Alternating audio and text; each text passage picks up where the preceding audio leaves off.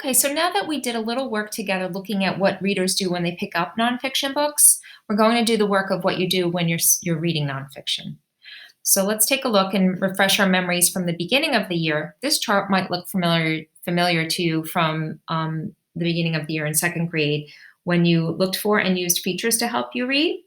These are things that we looked at in the introduction. The glossary helps you understand new words. Text boxes have important information in them. And labels on diagrams can help you learn so much about what you're reading.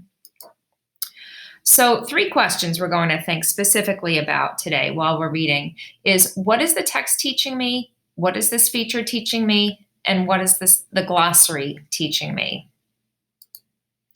We're going to begin our reading today in the book called Jellyfish, Mysterious Creatures from the Sea.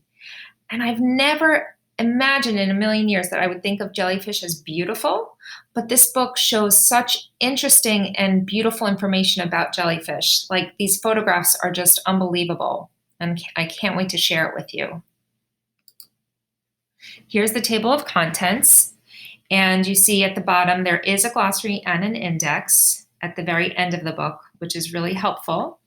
And there are subcategories or subtopics related to jellyfish. And we're going to start at the beginning together and read Beautiful and Dangerous and the Anatomy of a Jellyfish. But then I'm going to stop there and allow you to continue reading from this book or from another nonfiction book to do the work that we're doing together. So let's see what we're going to do here.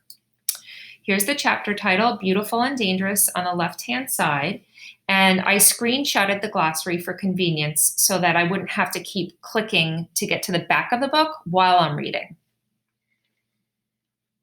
Jellyfish are beautiful and dangerous marine creatures. Here's marine, it's in bold, so let's go over to the glossary.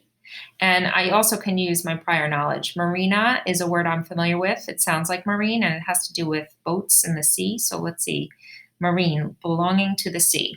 Okay, so they're belonging to the sea. There are thousands of different kinds of jellyfish. They come in many different sizes and shapes.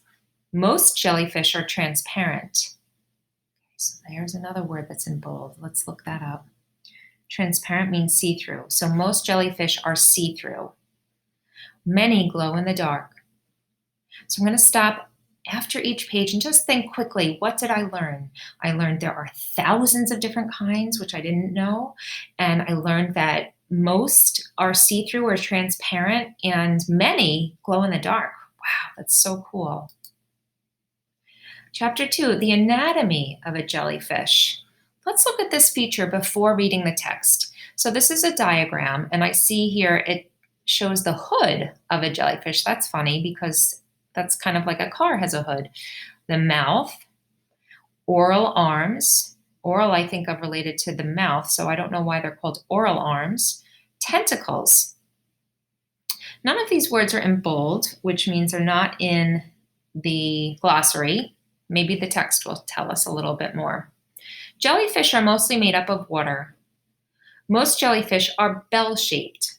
They have simple bodies without bones.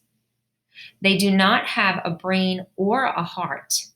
They have tentacles that they use to catch prey.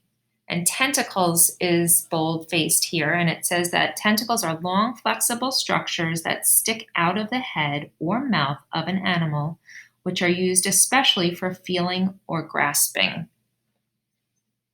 So I'm just going to take a pause, and I still didn't find out anything about oral arms. But I did learn that there are different parts to the jellyfish on this page, and that the bell-shaped part is called the hood, which is the top, and that they have tentacles that they use to catch their prey, and that they don't have a heart or a brain. That's really interesting. So I'm going to stop there, and hopefully you noticed on these 2 pages things that I did as a nonfiction reader. I noticed the features and thought about them before reading the text. I stopped after each page and thought of what I learned. I used the glossary to help me learn new words. It's so much fun and so cool reading about nonfiction. So as I said, you're going to do the same kind of work in your own books today. You can continue in this book, or you can go to a nonfiction book of your choice to enjoy on your own. Happy reading!